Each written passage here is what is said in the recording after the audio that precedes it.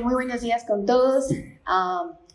20 años atrás, el primer día de universidad en la Católica, era un lunes, segunda hora de clase, tuve el honor de que el doctor Luis me dé mi primera clase de endocrinología, en mi primer día de clases de mi primer semestre de la universidad. Tras 45 minutos de clase, maravillada y asombrada, dije, yo voy a ser endocrinólogo. Así que nada más imagínense el honor de estar aquí hoy. Muchísimas gracias. Bueno, he traído para ustedes hoy un estudio que hicimos en la unidad donde me formé yo, en la Clínica de las Américas, en Medellín, en Colombia. El título es Caracterización epidemiológica de los pacientes con cáncer de tiroides en un centro especializado de endocrinología en la ciudad de Medellín, Colombia. Estadísticas. El cáncer de tiroides es la neoplasia endocrina más frecuente, afecta a hombres y predominantemente mujeres entre 25 y 65 años. Solo en el 2015 se diagnosticaron 62.000 casos de incidentes en Estados Unidos y ocupa el quinto lugar entre los cánceres que padecen las mujeres. Su incidencia ha aumentado progresivamente en las últimas décadas. Así, por ejemplo, en Estados Unidos se ha producido un incremento de la incidencia de un 3% anual desde 1974 al 2013, según las estadísticas. En Latinoamérica, ya centrándonos, esta patología aparece en 9 de cada 100.000 personas por año. Ecuador, Brasil, Costa Rica y Colombia presentan las frecuencias más elevadas de la región. En Antioquia, Colombia, el departamento donde hicimos el estudio, el cáncer de tiroides es la segunda neoplasia más frecuente en las mujeres, una prevalencia de 18 por cada 100.000 pacientes año, después del cáncer de mama. Justificación. Pues es de interés establecer un perfil de pacientes en un centro de referencia de cáncer de la ciudad que permitan identificar la población potencialmente de riesgo y plantear una hipótesis para nuevos estudios de pronóstico e incluso de efectos terapéuticos. Por ello, este estudio se planteó como objetivo describir las características sociodemográficas, clínicas y terapéuticas en los pacientes con diagnóstico de cáncer de tiroides en la Clínica de las Américas en Medellín. Entonces, nuestro estudio fue un estudio descriptivo de una cohorte retrospectiva de 92 pacientes adultos con cáncer de tiroides, comprendidos entre 2015 y 2020. Las variables analizadas fueron las siguientes. Se tomaron a consideración edad y sexo de cada paciente, fecha y edad al diagnóstico. Dentro de las características del carcinoma, el tipo histológico, la variante histológica, el tamaño en milímetros del tumor dominante, la característica de multifocalidad, la invasión vascular, invasión linfática, extensión extratiroidea, compromiso ganglionar central, compromiso ganglionar lateral, número de ganglios comprometidos, número de ganglios evaluados, tamaño de la metástasis, la mayor metástasis de tamaño, la extensión extranodal y el estadio TNM. ¿Qué otras variables se tomaron en consideración? Se me está cayendo esto. Tratamiento recibido, ¿sí? Si es que se realizó un vaciamiento central o un vaciamiento mediastinal o lateral, si se realizó o no un TACAR de pulmón, el riesgo ATA de 2015, los niveles de tiroglobulina de 4 a 6 semanas postoperatorios, los niveles de TSH y de tiroglobulina de 4 a 6 semanas, adicionalmente los de anticuerpos contra la tiroglobulina, la fecha de la primera terapia con yodo, dosis y días entre la cirugía y la administración de yodo, del valor de TSH liberada en la primera terapia, niveles de tiroglobulina elevada y el uso de terapia de TSH recombinante previo a la dosis de yodo y el rastreo postterapia. En cuanto al tratamiento posterior, uso o no de inhibidores de tirosinquinasa, el tiempo de tratamiento en el caso de que hayan ocupado o su motivo de suspensión, la respuesta inicial a la terapia a los 18 a 24 meses, si hubo recaída o no, el lugar de recaída, el tiempo a la recaída, si es que recibieron nuevamente una terapia con yodo y a qué dosis, la fecha de la segunda terapia con yodo, el rastreo, si es que hubo una enfermedad persistente, el sitio de la enfermedad persistente y el resultado de seguimiento a la última fecha, además de metástasis actuales y sobrevida a diciembre del 2020. Dentro de los resultados que encontramos, omití los gráficos, más bien los voy a poner como en una parte más descriptiva para que podamos ver los porcentajes de una forma más práctica. Entonces, el 80.4% de las pacientes fueron mujeres con una media de edad de 47 años. El 84% de los pacientes fueron llevados a tiroidectomía total, el 12% de los pacientes a hemitiroidectomía y apenas un 3.2 pacientes fueron llevados a una tiroidectomía, pero en 2 tiempos. El 57.6% de los pacientes fue llevado a un vaciamiento central, del cual el 64.2% resultaron comprometidos. 9.8% de los pacientes se les realizó vaciamiento lateral, en los cuales todos presentaron compromiso ganglionar. El 16.3%, aprovechando que justamente habían tocado el tema, presentó en nuestro estudio un hipoparatiroidismo transitorio postoperatorio y apenas un 3.2% un hipoparatiroidismo permanente, que está muy acorde justamente a lo que habíamos revisado en la literatura. El tamaño, pues la mediana de tamaño tumoral fue de 1.2, de 12 milímetros. El 81.5% de los pacientes presentó un estadio 1 y el 69.2% de los pacientes un estadio 2. De nuestro grupo de pacientes evaluados, el 97.7% resultó ser un carcinoma papilar, que va más o menos acorde con la literatura que conocemos, de que más o menos es entre un 85% el carcinoma papilar, un 12% el folicular, pues y en menor medida los otros tipos de carcinomas. Del 97.7, el 67.6 presentaron una variante clásica, el 22.6 una variante folicular. En el 2.3% de los pacientes se evidenció una variante agresiva de células altas. No se reportaron, por cierto, en el estudio ni células de mitachuela ni de células claras. Solamente como variante agresiva encontramos la de células altas y un 3.5% de variante clásica y folicular. Y en un 2.3% de los pacientes un carcinoma folicular.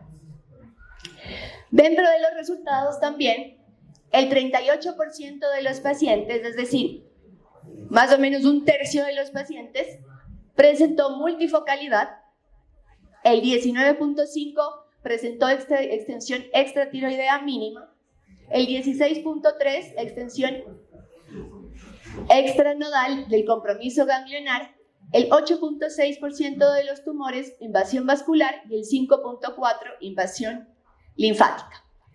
32 pacientes se evidenció, el 32% de los pacientes se evidenció que la mediana de tamaño de las metástasis era, de la metástasis ahora, de 4 milímetros. Adicionalmente, 65.2% de los pacientes recibieron terapia con yodo, con una media, en una media de... No importa.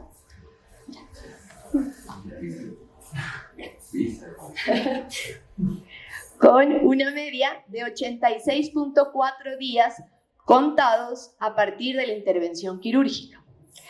La dosis promedio de yodo que recibieron de este 65.2% fueron de 100 milicurios y se registra el uso de TSH recombinante en el 80% de los pacientes. Cabe recalcar que el otro 20% fueron pacientes que de pronto tuvieron alguna contraindicación para el uso de la terapia de la TSH recombinante, ¿ya? Pero la mayoría ocuparon la TSH previamente al manejo con yodo.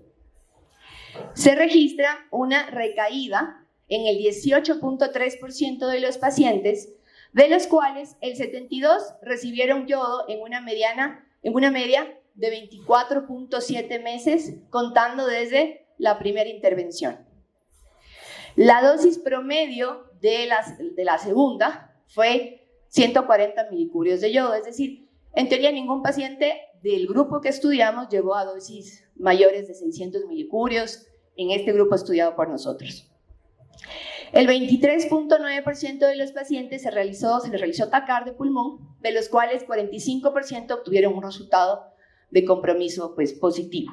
En 8.7% se observó la persistencia de la enfermedad en la última consulta y en el 91.3%, que es un valor realmente alto, restante, no se detectó persistencia a diciembre del 2020.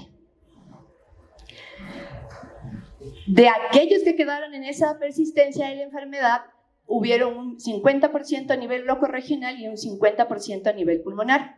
Concordantemente, los niveles de tiroglobulina en la última consulta, en el 95.6% fue menor a 10 nanogramos por litro y en 4.3% fue mayor a 10 nanogramos por mililitro. Por su parte, el nivel de anticuerpos contra la tiroglobulina registrado fue negativo en el 81.5% de pacientes y positivo en el 17.3%.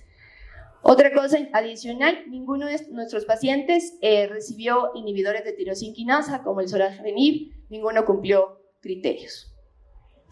El 61.9% de la población, menores de 55 años, de estos, 92.98% presentaron una clasificación TNM de mortalidad estadio 1 y apenas el 7.02% estadio 2.